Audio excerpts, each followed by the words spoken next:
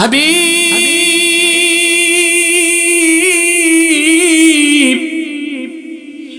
আপনি কি রাজি হয়েছেন? আল্লাহর হাবিব জবাবে বলবেন, রব্বুল আলামিন আমার রক্ত ঝরা কালেমা বিশ্বাস করেছে এমন অনেক ঈমানদার শুধুমাত্র গুনার কারণে তোমার জাহান্নামে জ্বলছে, ওদের আমলনামায় শিরক নাই, কুফর নাই। যতক্ষণ তাদের সবাইকে তুমি জান্নাত না দিবা আমি রাসূল কেমন করে রাজি হব? আল্লাহ রাব্বুল আলামিন মালিক ফেরেশতাকে বলবেন, রে মালিক জাহান্নামের সব দরজা খুলে দাও, আর আমার হাবিবের যত গুনাহগার উম্মত অনেক দিন হয়ে গেছে শাস্তি পেয়েছে, আর শাস্তি দিতে চাই না, যাদের ঈমান আছে তাদের প্রত্যেককে আমার জান্নাতে পাঠায় দাও। উম্মতে মুহাম্মাদীর প্রত্যেকটা মানুষ ঈমানদার যখন জান্নাতে চলে যাবে, আল্লাহর হাবিব ডেকে বলবেন, মালিক আমি রাজি হয়ে গেলাম।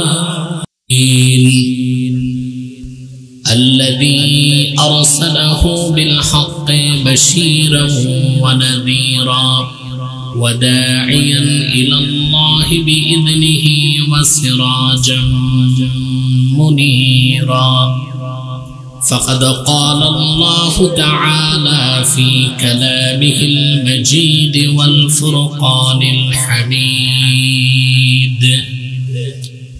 أعوذ بالله من الشيطان الرجيم بسم الله الرحمن الرحيم ورفعنا لك ذكرك صدق الله العظيم وصدق رسوله النبي الكريم ونحن على ذلك من الشاهدين والشاكرين والحمد لله رب العالمين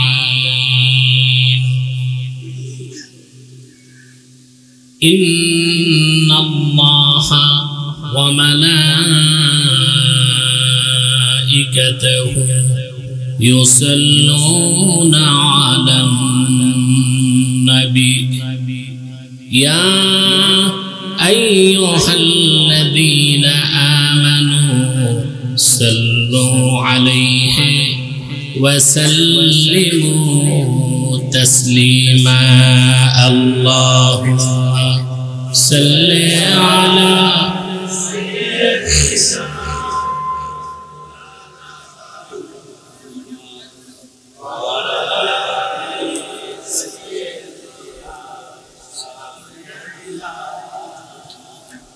मोहब्बत ज़बान खुले पढ़ून अल्लाह बार बार धरो केन साउंड एडजस्ट करो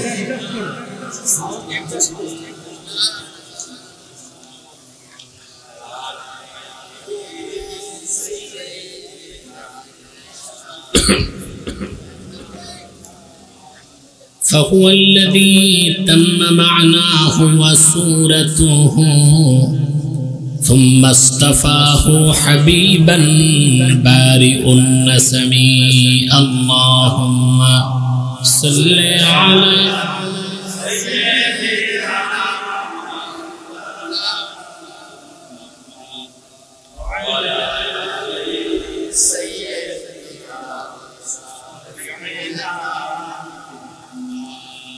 لكل نبي في الأنام فزيلة وجملتها مجموعة بمحمد اللهم صل على سيدنا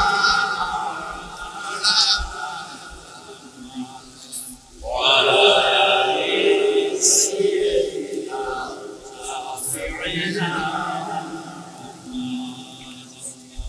محمد رسول الله صلى الله عليه وسلم ختم الله به النبوة وحكم أن لا نبي بعده بلغ العلا بكماله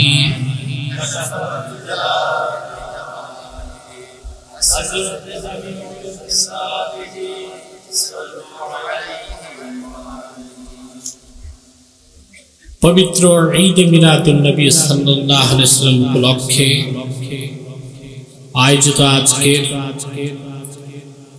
এই বরকতপূর্ণ মাহফিলের সম্মানিত সভাপতি জনাব আলহাজ পান্নু বিশ্বাস, বারাকাল্লাহু ফি উমরি। উপস্থিত বিশিষ্ট সমাজসেবক জনাব খিদির খান সাহেব, খিজিল খান সাহেব, বারাকাল্লাহু ফি উমরি। হাজারাত উলামায়ে কেরাম, তুলাবায়ে ইজাম, বিভিন্ন প্রান্ত থেকে দুপুরবেলা প্রচন্ড গরমে আজকের মহতি মাহফিলে যারা উপস্থিত হয়েছেন, স্বেচ্ছায় সানন্দে স্বতঃস্ফূর্তভাবে মনের আনন্দে, তাদের সকলকে অন্তরের অন্তঃস্থল থেকে জ্ঞাপন করছে মুবারক। সবটুকুন শুকরিয়া আল্লাহ সুবহানাহু ওয়া তাআলার জন্য, যিনি আজকের বরকতপূর্ণ মাহফিলে আমাদেরকে আসার বসার তৌফিক মেহেরবানি করে ভিক্ষা দান করেছেন। সেজন্য আসুন আমরা সকলে একবার অবনত চিত্তে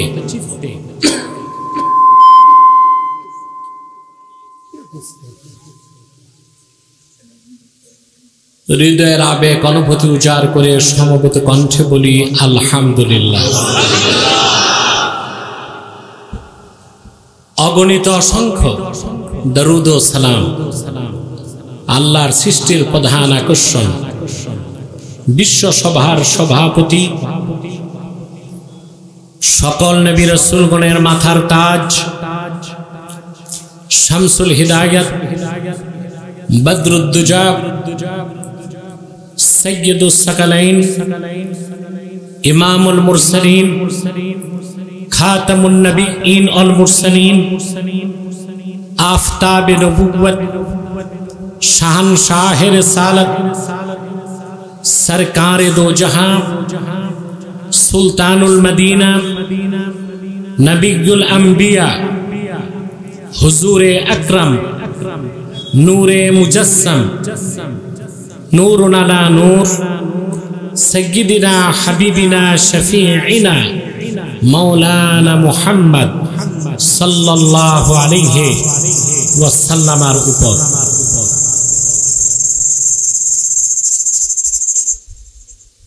আল্লাহ পাক যাকে আজ থেকে ১৫০০ বছর আগে প্রেরণ করেছেন, সর্বশ্রেষ্ঠ সর্বশেষ নবী ও রাসূল হিসেবে, যার পরে আজ পর্যন্ত পৃথিবীতে অবশ্যই কোন প্রকার নবী কিংবা রাসূল অবশ্যই আসে নাই, অবশ্যই এখনো নাই, অবশ্যই কিয়ামত পর্যন্ত আসবে না। সম্মানিত সুধী, দিনের বেলা আপনাদের মাহফিল করে অভ্যাস নেই, ঠিক কিনা? তারপর আপনারা যথেষ্ট লোক এসেছেন না খেয়ে, প্রচন্ড গরমে, গরমে হাঁসফাঁস চামড়া ঝলসে যাচ্ছে, কিন্তু আপনারা জুমার নামাজের পরে আলহামদুলিল্লাহ অত্যন্ত বিনয়ের সাথে বসে গিয়েছেন শুধুমাত্র আল্লাহর কোরআনের মহব্বতে, ঠিক কিনা?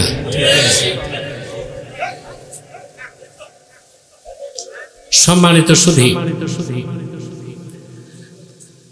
কোরআনে কারীম সূরাতুল ইনশিরাহ থেকে একটি আয়াতের অংশ বিশেষ, একটি আয়াত আমি তেলাওয়াত করেছি। এই সূরাটিতে আল্লাহ তাআলা ৮টি আয়াত নাযিল করেছেন, তার মধ্য থেকে একটি আয়াত আমি তেলাওয়াত করেছি। একটি আয়াতকে কেন্দ্র করে নির্ভরযোগ্য মুফাসসির এবং মুহাদ্দিসগণের দৃষ্টিকোণ থেকে কিছু কথা আপনাদের সামনে তুলে ধরার চেষ্টা করব ইনশাআল্লাহ। যে ভাইরা দাঁড়িয়ে আছেন, আমি করজোর অনুরোধ করব, দাঁড়িয়ে না থেকে ফাঁকা জায়গাগুলো পূরণ করে বসে যান। না, এগিয়ে আসলে গরম বাড়বে, এগিয়ে না এসে অন্তত বসে যান। মাহফিলের আদব রক্ষা করতে হবে, যেন আল্লাহ তাআলার প্রদত্ত সবটুকুন রহমত এবং বরকত আপনারা লাভ করতে পারেন। বলুন আল্লাহুম্মা আমিন। এই যে আজকে আসলেন, বসলেন, মিলাদুন নবী সাল্লাল্লাহু আলাইহি সাল্লাম ব্যানারে মাহফিল, এর চেয়ে দামি, এর চেয়ে উত্তম, এর চেয়ে সেরা কোন মাহফিল আর আছে? বলেন, হতে পারে?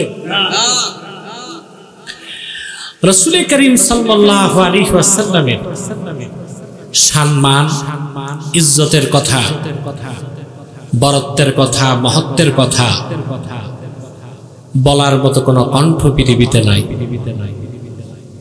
লেখার মতো কোনো কলম নাই, চিন্তা করার মতো কোনো মস্তিষ্ক নাই। আছে? আপনি একটি জিনিস লক্ষ্য করে দেখুন,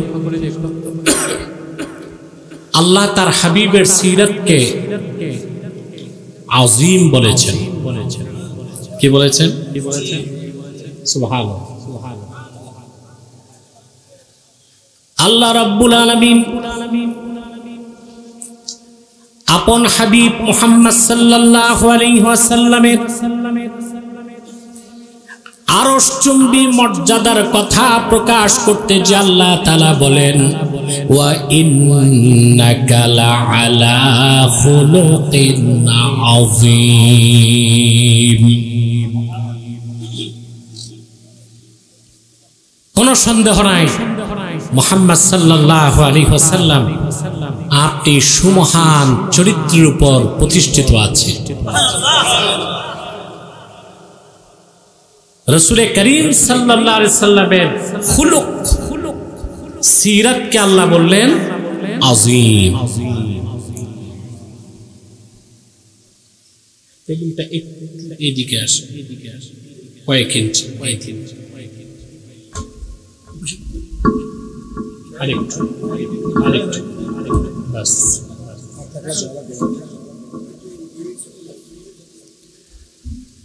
আরবিতে বড় জিনিসকে বলা হয় কবির। কি বলা হয়?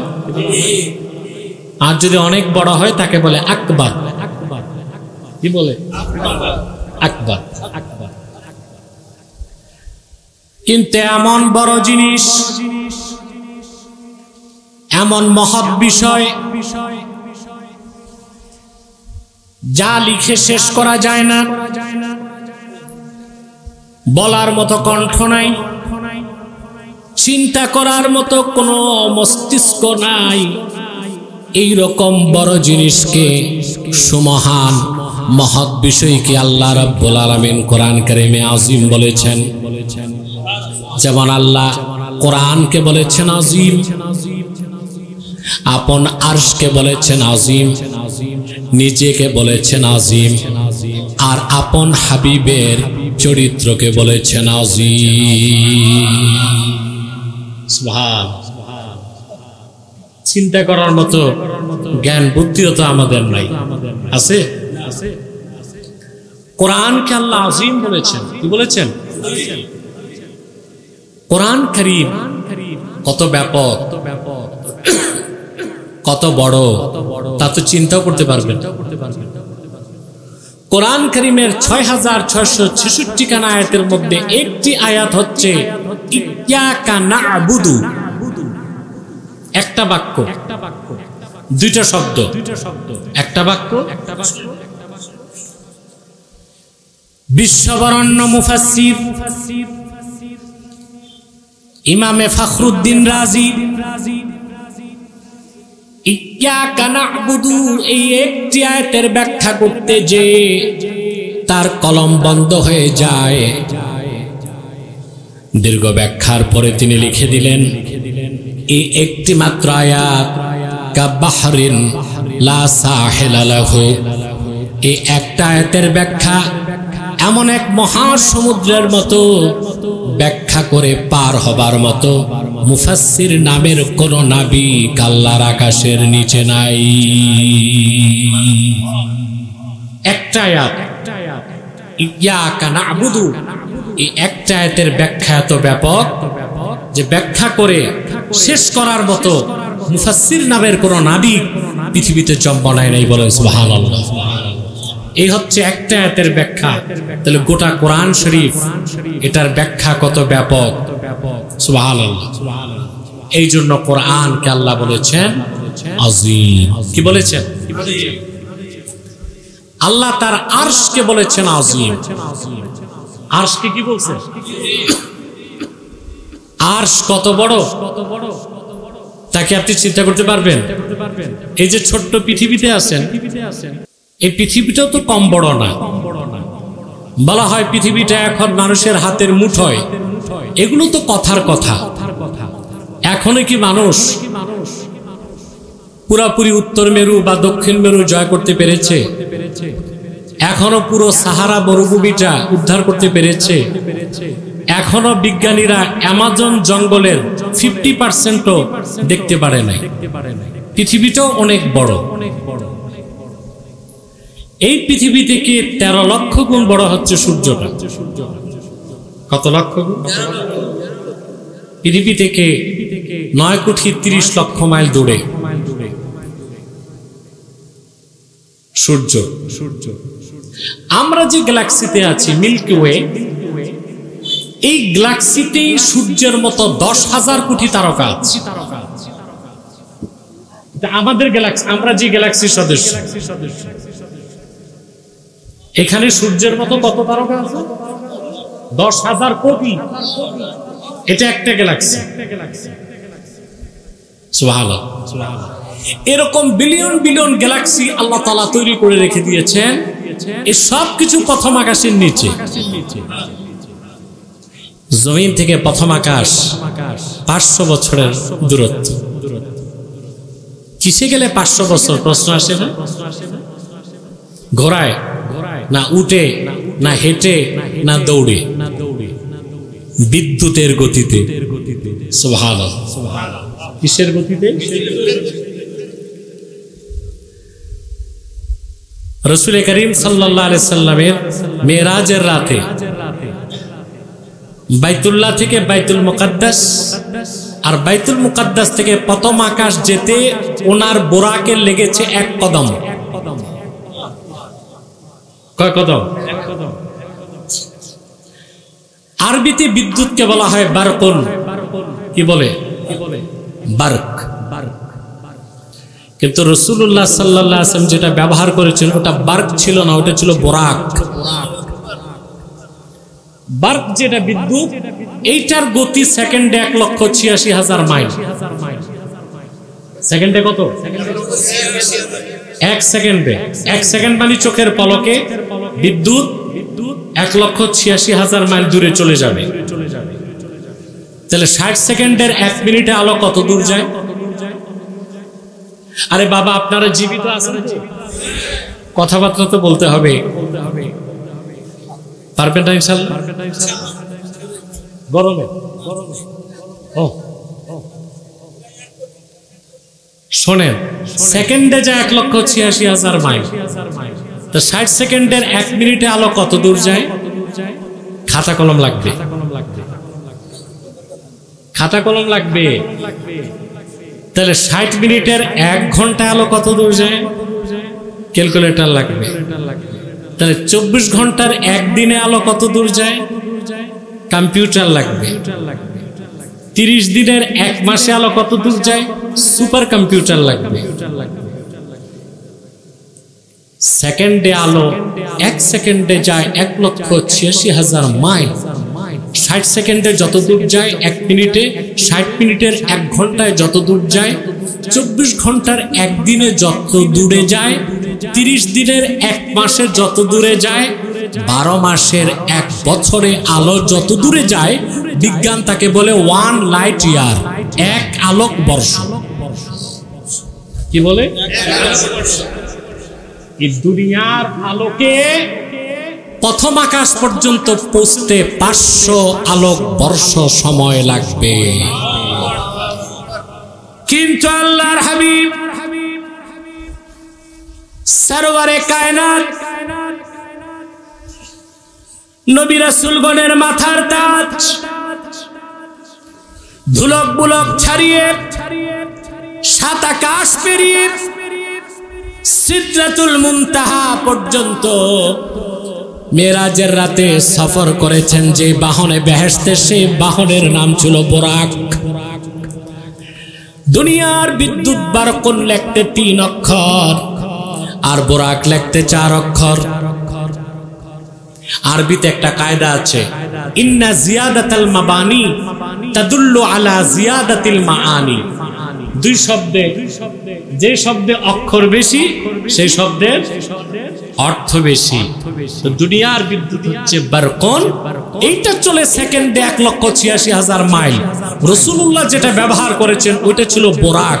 ওইটা যে সেকেন্ডে কত লক্ষ আলোক বর্ষ পার হতো ওইটা আল্লাহই ভালো জানে। সুবহানাল্লাহ। জমিন থেকে প্রথম আকাশ এত উপরে, আবার প্রথম আকাশ থেকে দ্বিতীয় আকাশ তত দূরে। প্রথম আকাশ থেকে দ্বিতীয় আকাশ বড়, তারপর তৃতীয় আকাশ আরো বড়, তারপর চতুর্থ আরো বড়, তারপর পঞ্চম আরো বড়, তারপর ষষ্ঠ আরো বড়, তারপর সপ্তম আরো বড়, তারপর সিদরাতুল মুনতাহা, তারপরে লা মাকান, তারপরে লা জামান, তারপরে 70,000 নূরের পর্দা, তার উপরে আমার আল্লাহর আরশ। এখন আরশ কত বড় আপনি চিন্তা করতে পারবেন না। পারবেন? ইমামে বাগাবী মাআলিমুত তানজিলে লেখেন, ওয়াসিয়া কুরসিয়ুহুস সামাওয়াতি ওয়াল আরদ। এই আয়াতের ব্যাখ্যায় আব্দুল্লাহ বিন আব্বাস তাফসীরে লিখেছেন, কুরসিয়ুহু আওসাউ মিনাস সামাওয়াতি ওয়াল আরদ। আল্লাহর কুরসিটাই 7 আকাশ 7 জমিনের চেয়ে অনেক বড়।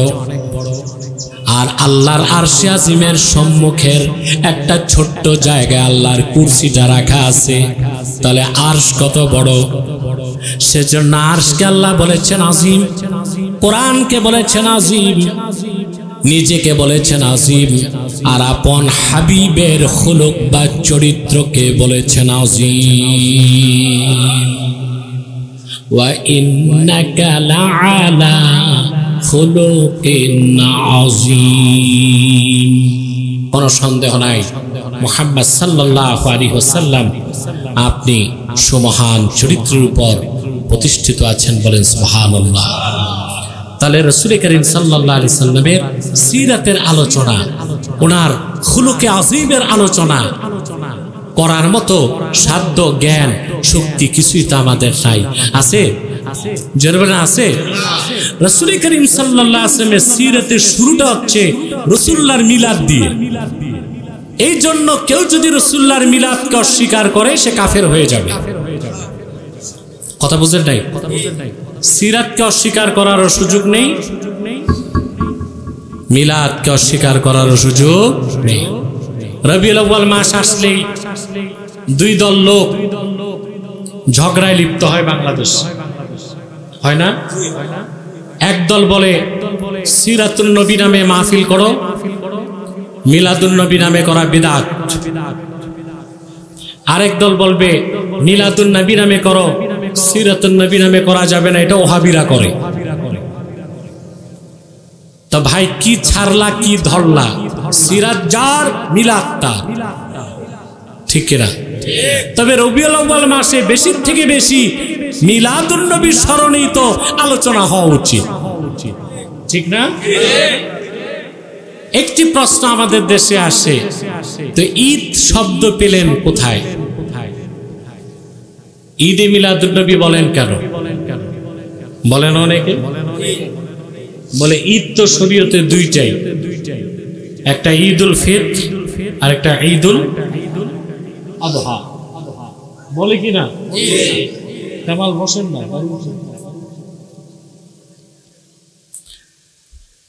আসলে কি শরীয়তে ঈদ দুইটাই না আরো ঈদ আছে? বলেন দেখুন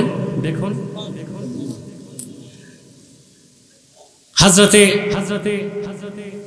আব্দুল্লাহ বিন আব্বাস রাদিয়াল্লাহু তাআলা আনহু তিনি একদিন কোরআন শরীফ তেলাওয়াত করতেছেন, আর ওনার সামনে কিছু ইহুদি ধর্মের আলেম বসেছিল।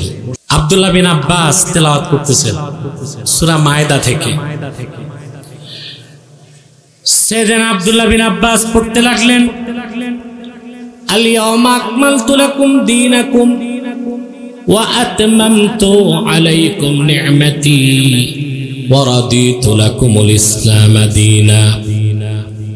এই আয়াত যখন পড়লেন, এক ইহুদি আলেম দাঁড়িয়ে গেল। তিরমিজিতে লোকটির নাম আসে নাই, আহমদ বিন হাম্বল তার মুসনাদে নাম উল্লেখ করেছেন। তিনি ছিলেন ইহুদি ধর্মের ওই সময়ের সবচেয়ে বড় আলেম কাবুল আহবার।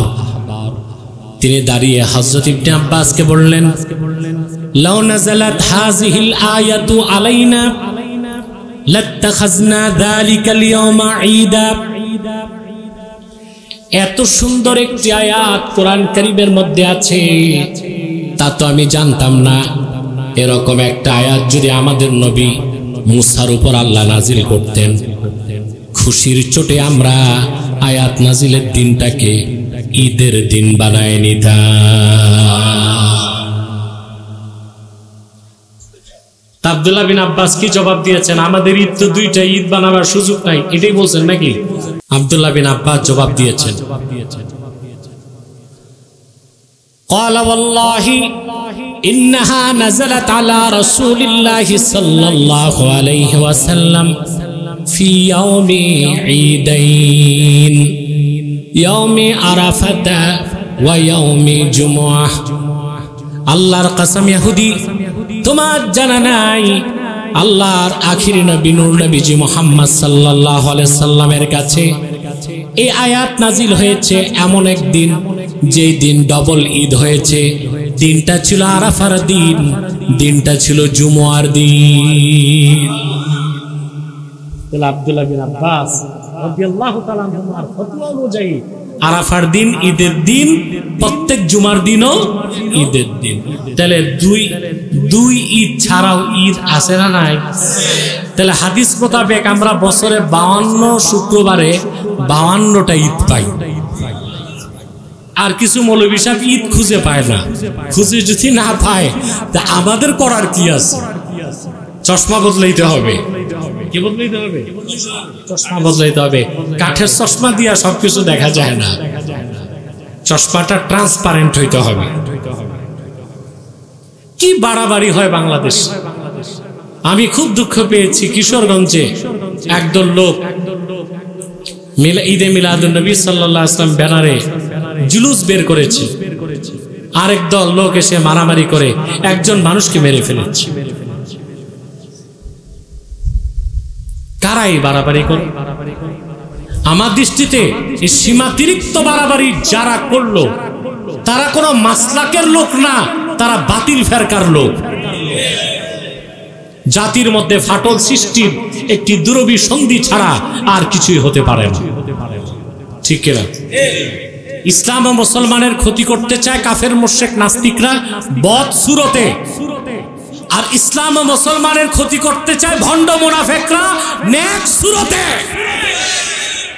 নেক সুরতের ভ্যাগধারী আছে না? সমাজে এরা ফিতনা সৃষ্টি করে। শিরকের বিরুদ্ধে এদের কোনো বক্তব্য নাই, কুফরের বিরুদ্ধে বক্তব্য নাই, জালেমের বিরুদ্ধে বক্তব্য নাই, তাগুতের বিরুদ্ধে বক্তব্য নাই। বরং আমরা দেখেছি বিগত 15 বছর জালেমের তাবেদারি করেছে, তারা দালালি করেছে, হালুয়া রুটির ভাগ দিয়েছে।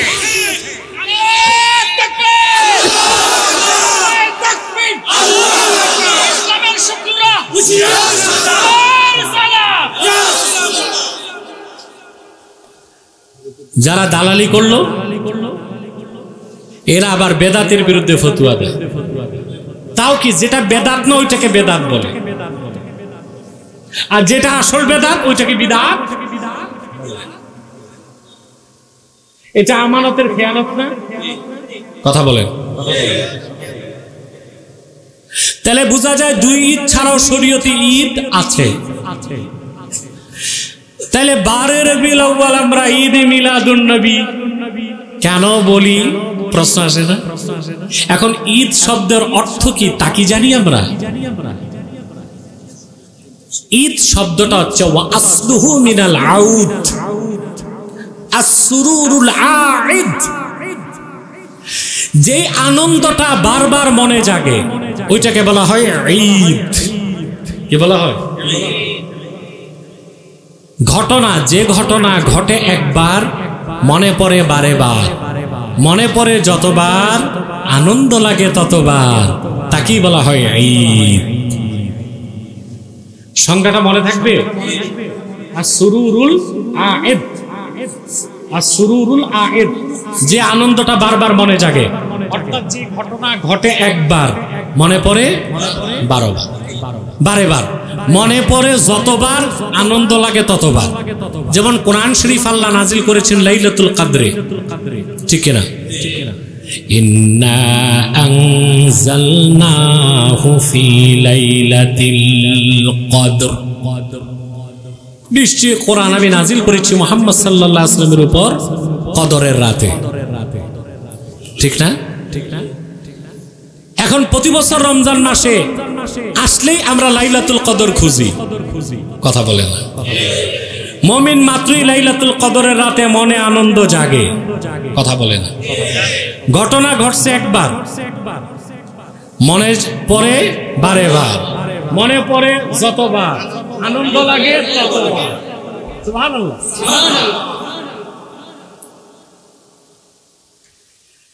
আল্লাহর আখিরি নবী,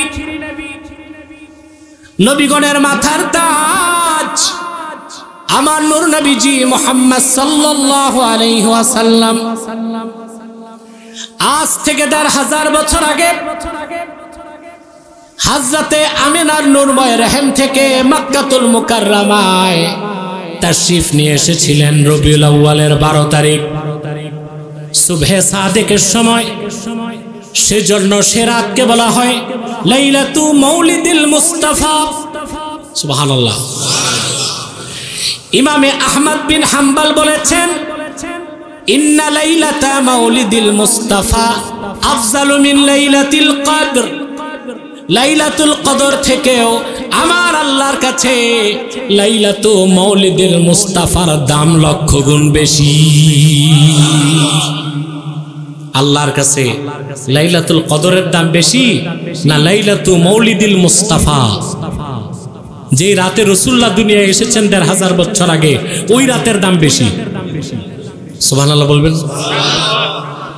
এই কথার দলিল কি? দলিল লাগবে না? কষ্ট হচ্ছে? কষ্ট তো হবে, তবে কষ্টটা মজার, ঠিক কিনা? দলিলটা সরাসরি কোরআন শরীফ দেয়। কোরআন এসেছে লাইলাতুল কদরে, কোরআন হচ্ছে রাহমাতুল লিল মুসলিমিন, আর হুজুর রাহমাতুল লিল আলামিন। সেজন্য ইন্না রাহমাতান নাবিয়্যি আওসাউ মিন রাহমাতিল কোরআন। কোরআনের রহমত থেকে আল্লাহর হাবিবের রহমত আরো বড়, আরো ব্যাপক, আরো বিস্তৃত।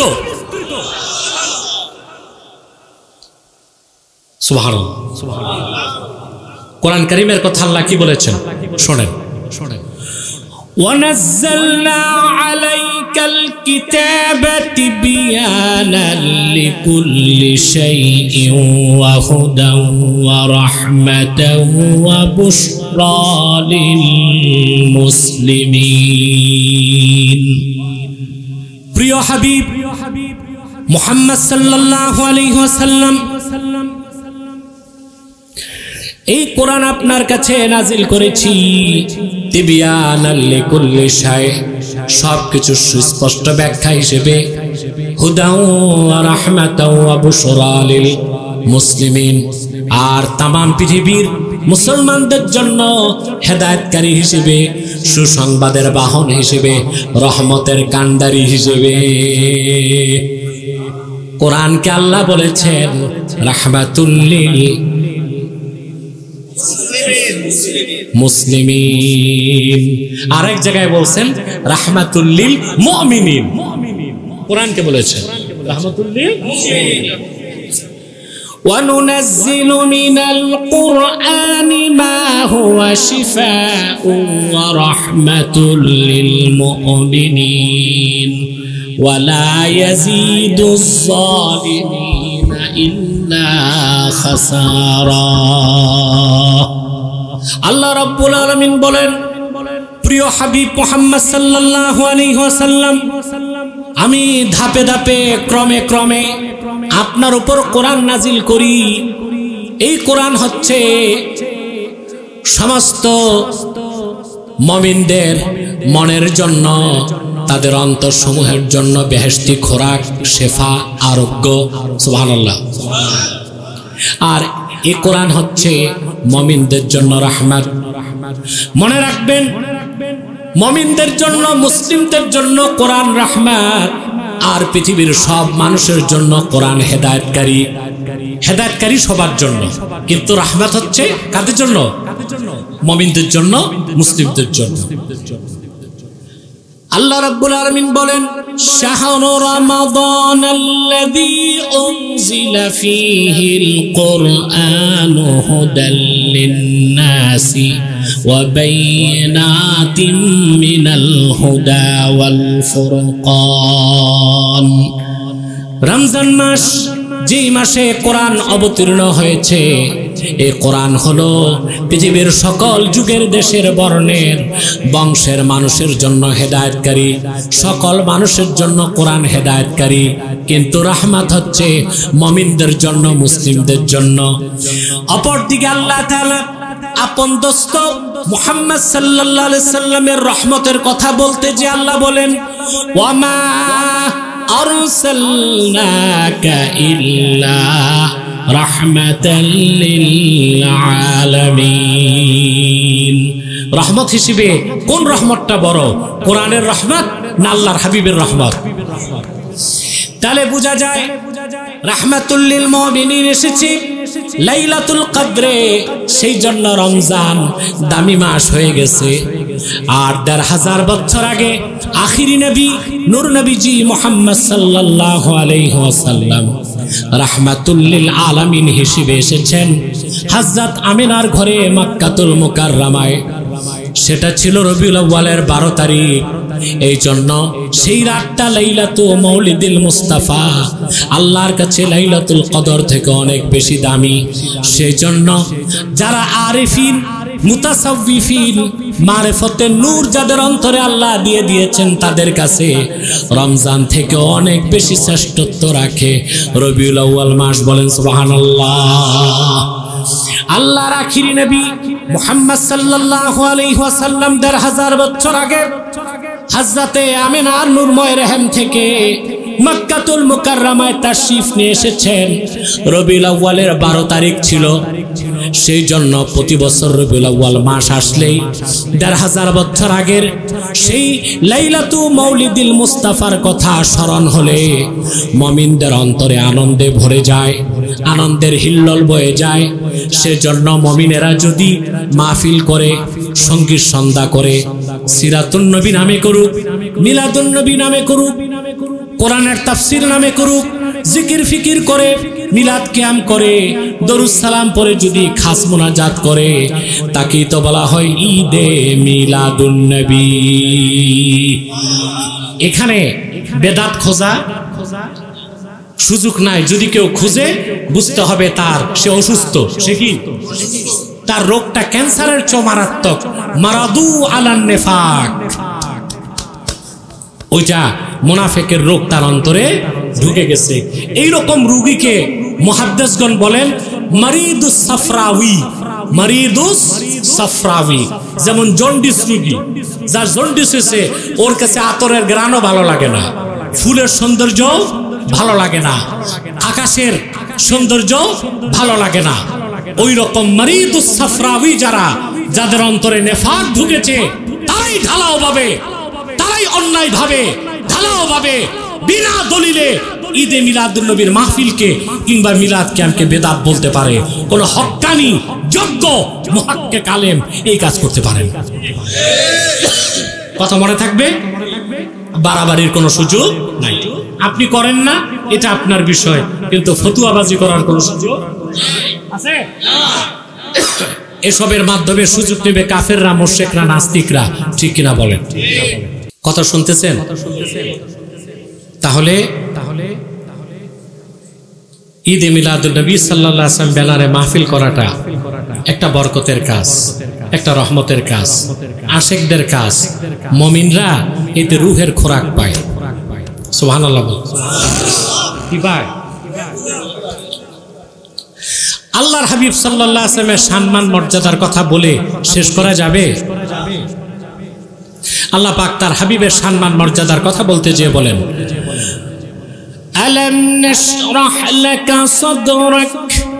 যারা পারেন পড়েন, আলাম নাশরাহ লাকা সাদরাক ওয়া ওয়াদা'না আনকা ওয়িজরাক আল্লাযী আনকাযা যাহরাকা ওয়া রাফা'না লাকা যিকরাক।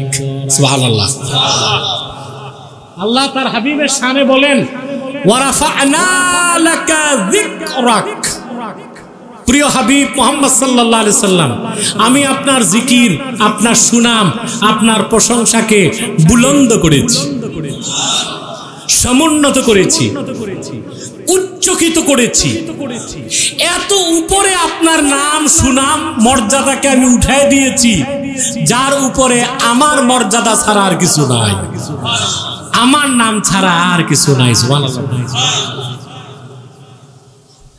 ওয়া রাফা'না লাকা যিকরাক। এই আয়াতের ব্যাখ্যা করতে যে আমি বলে থাকি, পৃথিবীতে অন্যান্য ধর্মের লোক যারা আছে না, মনে করেন হিন্দুরা যদি বলে ওরা ওদের কোন দেবতার নাম উপরে তুলবে, বুঝলেন? তো তুলতে তুলতে আর কদ্দূর যাবে? হিমালয়ের চূড়া। ঠিক কিনা? বৌদ্ধরা যদি বলে কনফুসিয়াসের নাম বা গৌতম বুদ্ধের নাম আরেকটু উপরে তুলবে, ঠিক না? তো রকেটের মাথায় বেঁধে উপরে পাঠায় দিতে পারে। খ্রিস্টানরা আরেকটু চতুর, খ্রিস্টানরা যদি বলে তারা যিশু খ্রিস্টের নাম আরেকটু উপরে তুলবে, চেষ্টা করতে পারে না? বলে আমি নিজেই দেখে এসেছি, গত মাসে আরব আমিরাত সফর করতে যে পৃথিবীর tallest building, tallest Athwal হাইকাল feel আলাম, tallest building in the world, পৃথিবীর সবচেয়ে উঁচু বিল্ডিং দুবাইতে, বুর্জ খলিফা, 148 তলা। 148 তলায় আমার ভক্তরা আমাকে উঠাইছে ঘুরাইতে, বুঝলেন? টাকা লাগছে, টিকিট লাগছে বাংলাদেশের 15,000 টাকা, বেহুদা উঠার এক একজনে। সস্তা টিকিট ছিল, আমাকে ভিআইপিতে নিয়ে গেছে। 148 তলা উঠতে আমার 77 সেকেন্ড লাগছে, 1 মিনিট 17 সেকেন্ড মাত্র, 1 মিনিট 17 সেকেন্ড, 77 সেকেন্ডে 148 তলা। যাক, বিল্ডিং থেকে নেমে আমার আফসোস হয়েছে, পুরো পয়সাটাই তো মাটি হয়েছে। তার কারণ কি জানেন?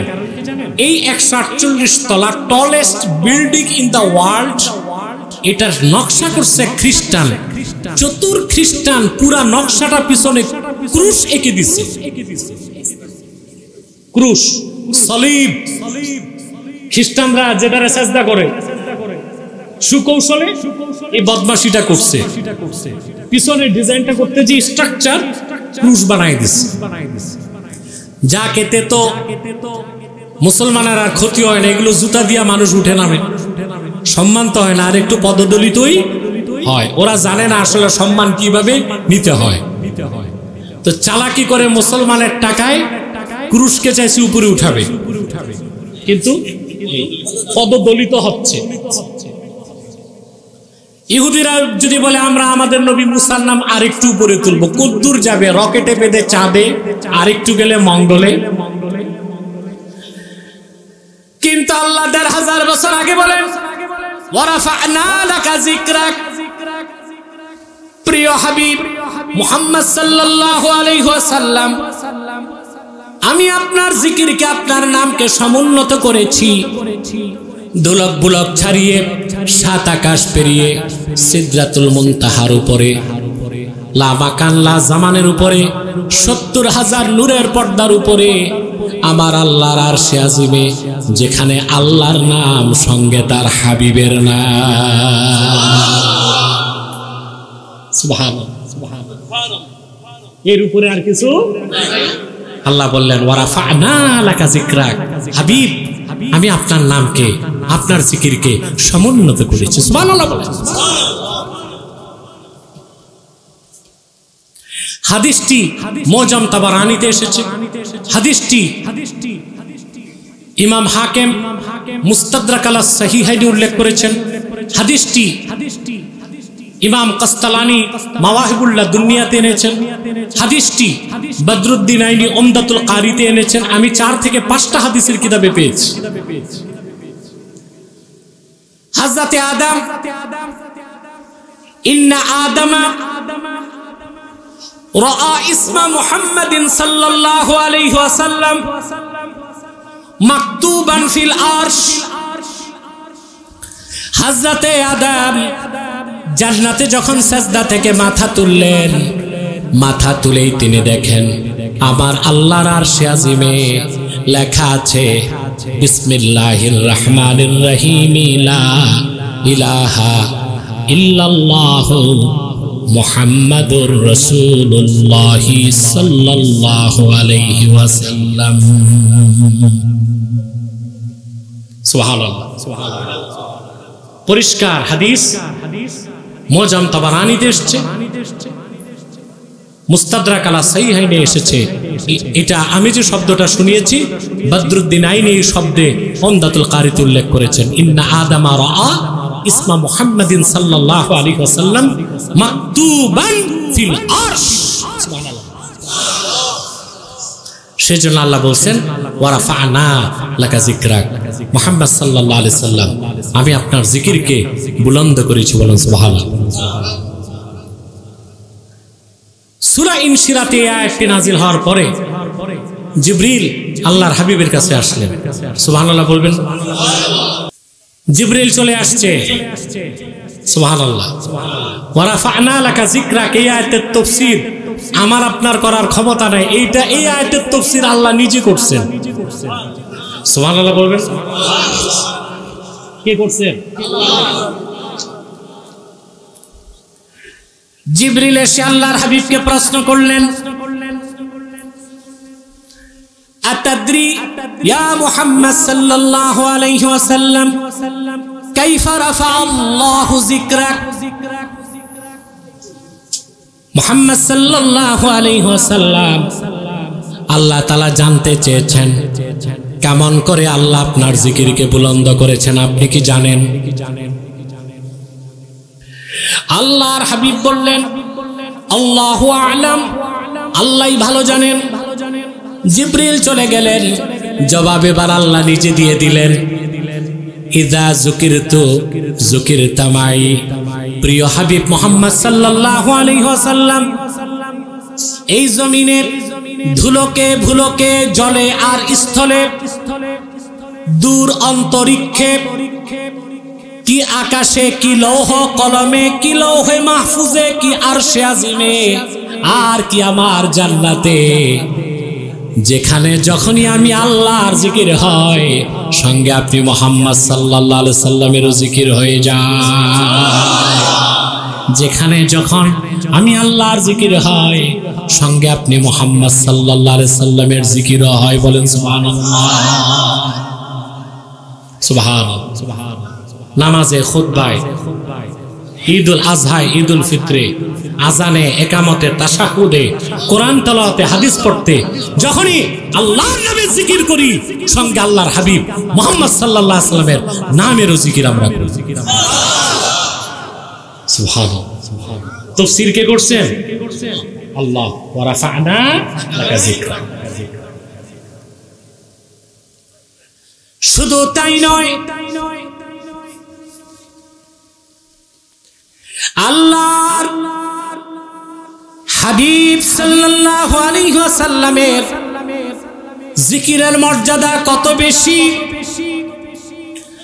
আল্লাহর হাবিব বলেছেন, জাযবুল কুলুব ইলা দিয়ারিল মাহবুব কিতাবের মধ্যে শেখ আব্দুল হক মুহাদ্দিস দেহলভী হাদিসটি নকল করেছেন। আল্লাহর হাবিব ইরশাদ করেছেন, মান যাকারানি ফাকাদ যাকারাল্লাহ। যে আমি মুহাম্মদ সাল্লাল্লাহু আলাইহি সাল্লামের জিকির করলো সে আল্লাহর জিকির করলো। সুবহানাল্লাহ বলে। সেজন্য আল্লাহ বলেছেন, ওয়া রাফা'না লাকা যিকরাক, মুহাম্মদ সাল্লাল্লাহু আলাইহি সাল্লাম আমি আপনার জিকিরকে বুলন্দ করেছি। বলেন সুবহানাল্লাহ। সেজন্য আল্লাহর হাবিব সাল্লাল্লাহু আলাইহি সাল্লামের সিরাতের আলোচনা করা, ওনার মিলাদের আলোচনা করা, দরুদ সালাম পড়া, হাদিস পড়া, কোরআন, সিরাত পড়া, এই সব কিছুই জিক্রুন নবী। বলেন সুবহানাল্লাহ। জিক্রুল হাবিব। সুবহানাল্লাহ, সুবহানাল্লাহ। আল্লাহর হাবিবের জিকির, আল্লাহর হাবিবের জিকিরটা আল্লাহর জিকির। বলেন সুবহানাল্লাহ।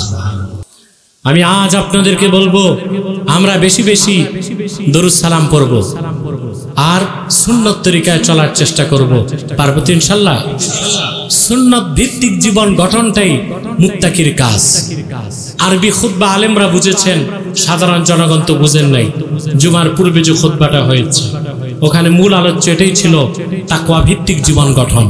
আর তাকওয়ার মানে এই নয় যে লম্বা জুব্বা, দাড়ি, টুপি, কুর্তা লাগায় ঘুরলেই তাকওয়া না, মুত্তাকি হওয়া যায় না। বুঝলেন? এই দাড়ি, টুপি, জুব্বা, কুর্তা এটা তো তাকওয়া না, এটা লেবাসুত তাকওয়া। তাকওয়া হচ্ছে অন্তরে। যখন মানুষ সুন্নতকে ভালোবেসে সুন্নত তরিকায় চলবে, এই সুন্নত তরিকায় চলাটাই তাকওয়া। আর ব্যক্তির নাম মুত্তাকি। বলেন সুবহানাল্লাহ। ব্যক্তির নাম মুত্তাকি। পারবেন না ইনশাআল্লাহ? তাকওয়া দাড়ি টুপিতে তাকওয়া না, অন্তরে তাকওয়া। তিরমিজির হাদিস, আল্লাহর হাবিব সাল্লাল্লাহু আলাইহি ওয়াসাল্লাম ইরশাদ করেছেন, আত-তাকওয়া হা হুনা, আত-তাকওয়া হা হুনা, আত-তাকওয়া হা হুনা, ওয়া আশারা ইলা সাদরিহি সালাসা মাররাত। সাহাবা একরামকে আল্লাহর হাবিব সাল্লাল্লাহু আলাইহি ওয়াসাল্লাম বলেছেন, তাকওয়া এখানে, তাকওয়া এখানে, তাকওয়া এখানে। কথাটি তিনি বলেছেন তিনবার, আর আপন নূরের সিনা মোবারকের দিকে ইশারা করেছেন তিনবার। এই অন্তরে তাকওয়া কোথায়? যার অন্তরে তাকওয়া নাই, যার অন্তরে আল্লাহর ভালোবাসা নাই, তার হাবিবের ভালোবাসা নাই, সুন্নতের আমল নাই, শরীয়তের আমল নাই, দাড়ি আছে, টুপি আছে, জুব্বা আছে, কুর্তা আছে, লোকটা মুত্তাকি না, লোকটা ভণ্ড। আমরা দাড়ি টুপি দেখলেই মনে করি দরবেশ। ও যে এক দরবেশ ধরা খাইছে না? কথা বলো। কত লম্বা দাড়ি ছিল, দাড়িগুলো চাইসা ও পালাইতেছিল। ওরে আবার ধরাই দিছে ওরই বন্ধু। একটা ধরা খায় কয় আমারে ধরছে তো, ওরে ধরেন নাকি?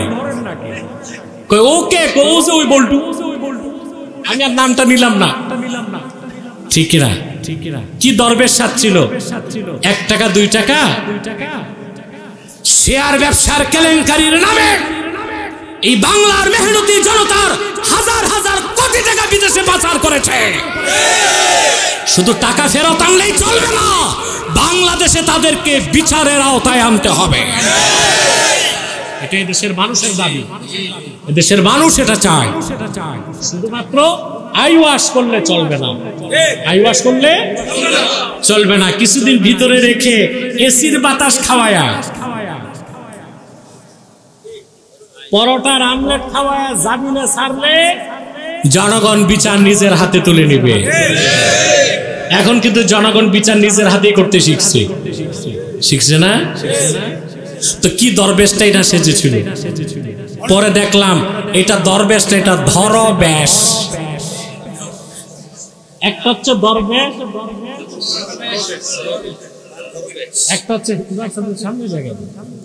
একটা হচ্ছে দরবেশ, আরেকটা কি ধরবেশ। যার অন্তরে তাকওয়া নাই কিন্তু দাড়ি টুপি জুব্বা কুর্তা আছে, ওটা দরবেশ না ধরবেশ। আমরা ধরবেশ হইতে চাই না, দরবেশ হতে চাই। তাকওয়া লাগবে, আর সুন্নতের বাইরে কোন তাকওয়া নাই। পারবেন ইনশাআল্লাহ? সুন্নত তরিকায় চলবেন না?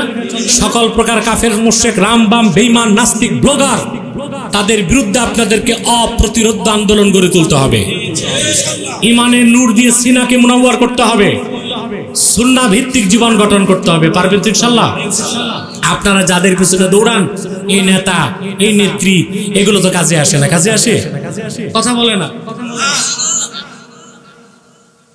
যখন বিপদ আসে কর্মীদের কথা মনে থাকে না, সুটকেস নিয়ে এক কাপড়ে পালাইতে হয়, হয় না? সুটকেস, শুধু সুটকেস, লাগেজ, লাগেজ, সুটকেস, কিছু বেশি যায় নাই, যা গেছে আগেই গেছে, এক কাপড়ে পালাইতে হয়েছে। কর্মীদের কথা তো মনে ছিল না। কাদের পিছনে দৌড়ান মুসলমান? জীবন দিচ্ছেন কাদের পিছনে, কাদের জন্য? আপনি রক্ত দিচ্ছেন, জান দিচ্ছেন, মাল দিচ্ছেন যাদের পিছনে, কাল হাসর ময়দানে তারা কেউ আপনার অপেক্ষা করবে না। আপনি জাহান্নামে যাবেন, ওরাও জাহান্নামে যাবে। যদি মুক্তি চান, এই সব মানব রচিত তন্ত্রমন্ত্র বতবাদকে লাথি দিয়া কোরআন সুন্নাহকে আঁকড়ে ধরতে হবে।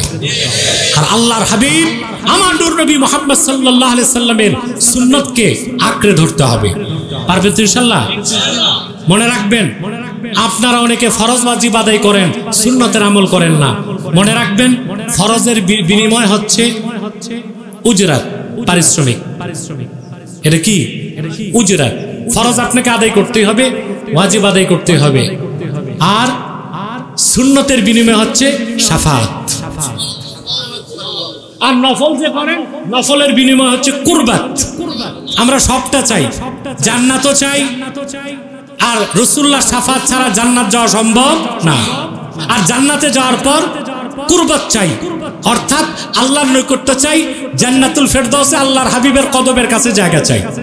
সেজন্য ফরজ ওয়াজিব সুন্নতের সাথে বেশি বেশি নফলও করতে হবে।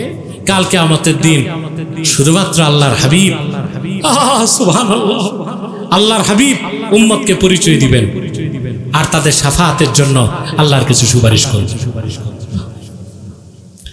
ইমাম কুরতুবী তাফসীর কুরতুবীর 10ম খণ্ডে সূরা দোহার তাফসীর করতে যে ওয়ালা সাওফা ইউতিকা রাব্বুকা ফাতারদা, এই আয়াতের তাফসীরে তিনি একটা হাদিস এনেছেন। আমি বলবো, আল্লাহর হাবিব সাল্লাল্লাহু আলাইহি ওয়াসাল্লাম কোরআন কারীম তেলাওয়াত করছিলেন। হযরত ইব্রাহিমের প্রসঙ্গ তিনি যখন তেলাওয়াত করলেন, আল্লাহ পাক ইব্রাহিম আলাইহিস সালামের ব্যাপারে বলেছেন। হযরত ইব্রাহিম বলেছেন, ফামান তাবিআনি ফাইন্নাহু মিন্নি ওয়া মান আসানি ফাইন্নাকা গাফুরুর রহিম। আল্লাহ, আমার অনুসারী যারা আমার অনুসরণ করবে আমার উম্মতের মধ্যে, সুবহানাল্লাহ, তারা আমার দলভুক্ত। ওমান আসানি, আর যে কিনা আমার নাফরমানি করবে আমি তার দায় নিব না। ফাইন্নাকা গাফুরুর রহিম, তুমি গাফুর রহিম, মন চাইলে তুমি মাফ করো। ইব্রাহিম আলাইহিস সালাম তার উম্মতের দায় নেন নাই। আল্লাহর হাবিব আবার তেলাওয়াত করলেন হযরত ঈসার প্রসঙ্গে। আল্লাহ বললেন, হযরত ঈসা বলেছেন, ওয়া ইন তুআযিবহুম ফাইন্নাহুম ইবাদুক। ঈসা রুহুল্লাহ বলেছেন, আল্লাহ, বনি ইসরাইলের যারা নাফরমানি করে আমার, তুমি যদি তাদেরকে আযাব দাও আমার বলার কিছু নাই, তারা তো তোমারই বান্দা। ইব্রাহিম নবী উম্মতের দায় নিলেন না, ঈসা নবীও দায় নিলেন না। আল্লাহর হাবিব হাদিসে এসেছে ফারাফা রাসূলুল্লাহ সাল্লাল্লাহু আলাইহি ওয়াসাল্লাম ইয়াদাইহি, আল্লাহর হাবিব দুইটা হাত তুলে দিলেন, ফাবাকা আর কান্না করতে লাগলেন, আর বলতে লাগলেন আল্লাহুম্মা উম্মতি উম্মতি। আল্লাহ ইব্রাহিম তো দায় নেয় নাই, আল্লাহ ঈসা তো দায় নেয় নাই, আল্লাহ আমার উম্মতকে আমি কেমনে ছাড়বো? আমার উম্মতের ব্যাপারে আমি সিদ্ধান্ত চাই তোমার কাছে। সুবহানাল্লাহ। আল্লাহ জিবরিলকে বলেন, জিবরিল জলদি আমার হাবিবের কদমে যাও, আমার সালাম দাও, আর আমার হাবিবকে উম্মতের জন্য চিন্তা করতে বললো না, আমি ঘোষণা দিচ্ছি। আল্লাহ ওহী নাজিল করলেন এবার হাদিসে কুদসি, হাদিসে আল্লাহ ডাক দিয়ে বললেন ইন্না সানুরদিকা ইয়া মুহাম্মদ সাল্লাল্লাহু আলাইহি সাল্লাম ফি উম্মতিক, হাবিব আমার মুহাম্মদ সাল্লাল্লাহু আলাইহি ওয়াসাল্লাম আপনার উম্মতের ক্ষেত্রে আমি আল্লাহ আপনাকে রাজি করে দিব। তার মানে আপনার পেয়ারা উম্মতের জন্য আমার কাছে যা সুপারিশ করবেন সবই আমি কবুল করে নিব। সুবহানাল্লাহ। সেজন্য আল্লাহ যখন বলেছেন ওয়ালা সাফা ইউতিকা রাব্বুকা ফাতারদা, মুহাম্মদ সাল্লাল্লাহু আলাইহি ওয়াসাল্লাম আপনার রব আখিরাতে আরো এত বেশি নেয়ামত আপনাকে দান করবেন, আপনি রাজি হয়ে যাবেন। আল্লাহর হাবিব সাহাবায়ে কেরামকে বলেছেন, ১৫০০ বছর আগে সাহাবায়ে কেরামকে বলে গিয়েছেন, সাহাবীরা আমি ওয়াদা করে যাচ্ছি তোমাদের সাথে, লা আরদা ওয়া ওয়াহিদুম মিন উম্মতি ফিন্নার, আমার একজন ইমানদার উম্মত যতক্ষণ জাহান্নামে থাকবে আমি রাসূল রাজি হব না।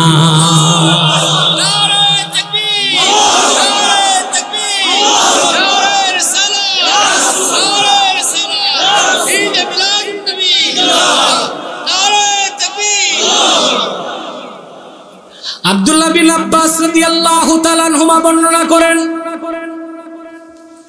আল্লাহ রাব্বুল আলামিন জান্নাতুল ফিরদাউসে আপন দোস্ত মুহাম্মদ সাল্লাল্লাহু আলাইহি সাল্লামকে 1000 নূরের প্রাসাদ দান করবেন।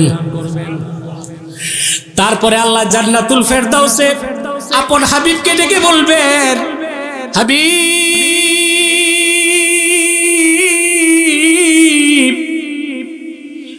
আপনি কি রাজি হয়েছেন? আল্লাহর হাবিব জবাবে বলবেন, রব্বুল আলামিন আমার রক্ত ঝরা কালেমা বিশ্বাস করেছে এমন অনেক ইমানদার শুধুমাত্র গুনার কারণে তোমার জাহান্নামে জ্বলছে, ওদের আমলনামায় শিরক নাই, কুফর নাই, যতক্ষণ তাদের সবাইকে তুমি জান্নাত না দিবা আমি রাসূল কেমন করে রাজি হব? আল্লাহ রাব্বুল আলামিন মালিক ফেরেশতাকে বলবেন, রে মালিক জাহান্নামের সব দরজা খুলে দাও, আর আমার হাবিবের যত গুনাহগার উম্মত অনেক দিন হয়ে গেছে শাস্তি পেয়েছে, আর শাস্তি দিতে চাই না, যাদের ঈমান আছে তাদের প্রত্যেককে আমার জান্নাতে পাঠায় দাও।